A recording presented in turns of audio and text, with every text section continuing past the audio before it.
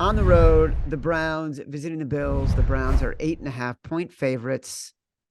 I won't make Matt Mitchell relive this past week.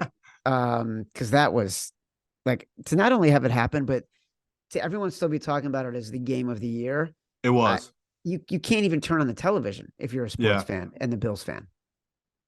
No, it's like the exact same thing where, Twitter is a great tool, but there is few things worse in the world than your team in a primetime game or just the game of the week losing and having every, guy that has a freaking opinion giving their opinion on your team. It's soul crushing. So that was, again, the worst part of that Bills game, I think, for those fans was just the fact that they won and lost it like 10 times. And those are the worst games of experience. You keep winning games and losing. It's the same game over and over again. Um, don't know what's wrong with Josh. Like that game kind of falls on his shoulders there. Those turnovers, they're a real problem right now. Like he's on pace to have more turnovers than he's ever had in his career. It's not like Josh to be throwing these just reckless interceptions. I mean, that final one, how do you short arm that one? Like again, your legs were working. It's just Josh has these little moments, these decisions that's just not like him. Where last year he just rarely put himself in positions to turn the ball over. Where it feels like this year he's more confident in his arm, taking bigger risk, and it's just not been working for him. So in a game that we're expecting a shit ton of snow and bad weather, I'll take the running team and Nick Chubb. It's just what the hell am I supposed to do here? I got to take the +8.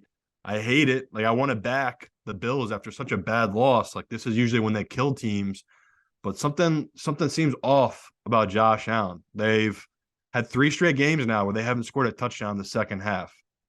That's not like Josh Allen, this offense that usually they make adjustments and they're more dominant in the second half in his career.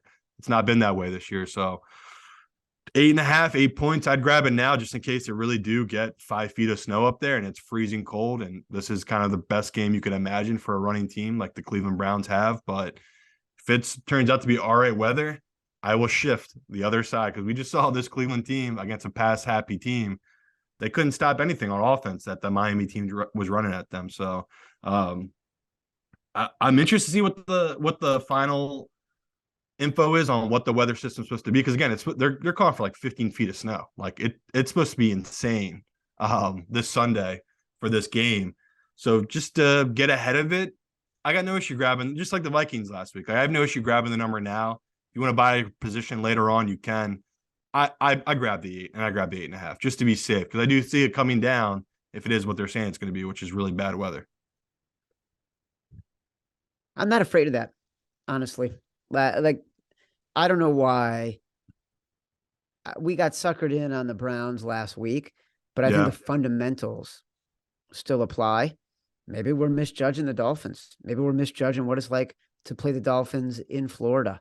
But this running game for the Browns is so attractive. So I And no agree with you. pressure from the Browns. I should have said that. The Browns had no pressure. Like Myles Garrett, if he's not getting home on Tua, again, you could watch that game. There's just Yeah. it's over. Like you can't if you're not getting pressure, it's over, right? So that was the only thing I'd throw in where it's like that Miami thing. I definitely got it wrong. Where I thought I had a huge advantage. Where that Browns D line, they did not show up. Run blocking, pass rushing, any of it. That was truly embarrassing.